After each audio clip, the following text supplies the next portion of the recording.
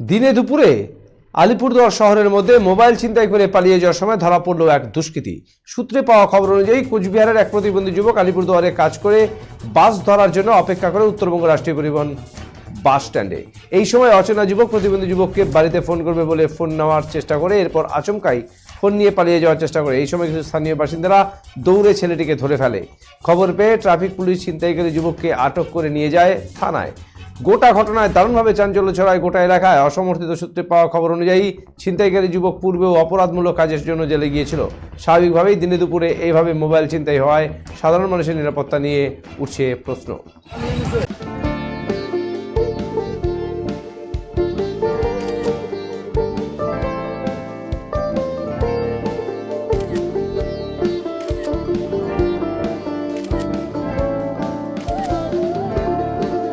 Yeah, ma'am.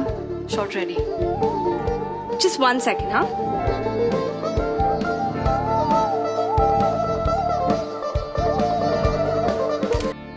Simco Gold and Diamond, RRN Road, Old Post Office Para South, Cooch Behar.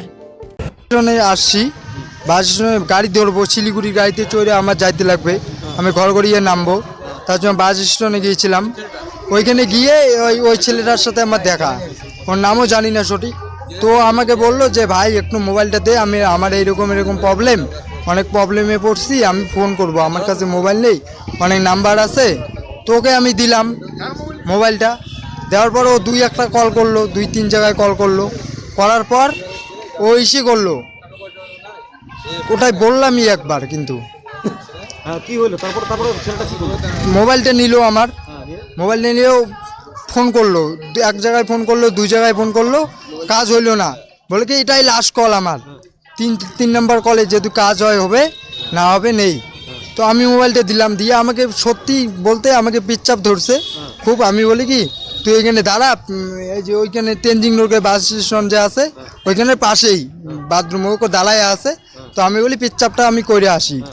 তো করে আসি বলে আমি ভিতরে ঢুকলাম, আর পিচ্চাপ করতেছি, চেন খুললাম, আর ওকে আমি পিছন ফিরে দেখতেছি যে ওইখানে দাঁড়ায় আছে কি নেই, আমার পিচ্চাপ হয়ই নেই। তারপর ও দাঁড়ায় আছে, আমি পিচ্চাপ হয়নি, ও আমাকে দেখতেছে, ও দেখা আমাকে দৌড়, ও ওইখান থেকে হাইটে ফোন করতে করতে, হ্যাঁ ফোন করতে করতে হাওয়া হয়ে গেল, এইটুকুই আর কি, হাওয়া হয়ে গেল। তারপর আমি ওই যে বাইরে বেরোলাম, যে আমার মোবাইল নিয়ে ও তো পালাইছে। যোগাযোগ এখানে ছিল, আমি বলছি একটু বাড়িতে ফোন করে দিই। হ্যাঁ ফোন করে দিচ্ছে টাকা। তুই পালাইলি কেন রে? তুই পালাইলি কেন? এই দাঁড়া না, দাঁড়া মোবাইলের দাম জানি কত কিছু আছে।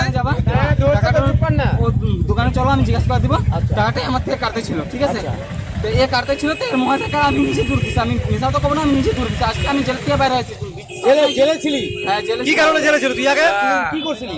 আগে কি কারণে জেলে ছিলি? মার্ডার করছে না কি করছে ওগুলো কি জন্য জেলে ছিলি? তুই কি কারণে জেলে ছিলি আগে? জিনিস না ভাই, না আজকেই পরিচয় করার জন্য জেল থেকে বেরিয়ে যা, হ্যাঁ আমি ফোন করার জন্য মানছি, বিশ্বাস না আমি নাম কেস চাই, এর নামে কেস চাই, আরো কেসে আছে, আরো কেস চাই।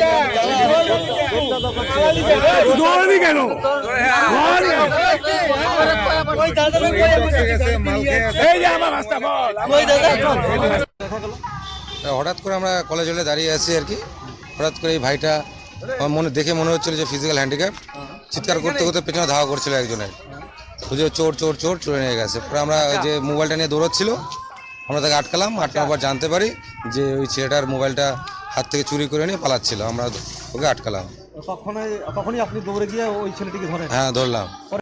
পাবলিকের মোবাইল না না, কি করেছিল এই ছেলেটি? কি করেছিল? মোবাইল নিয়ে পালিয়েছিল। কি কোনো হ্যান্ডিক্যাপ ছেলে? হ্যান্ডিক্যাপ। তো এখন তাকে যে ধরে নিয়েছে, মানে নিয়েছিল, তার আপনারা নিয়ে যাচ্ছেন থানায়? আমরা থানায় নিয়ে থানায় জমা। হাতে ছিল ফোন করার জন্য, টাকাটা আমার থেকে নিয়ে নিচ্ছে।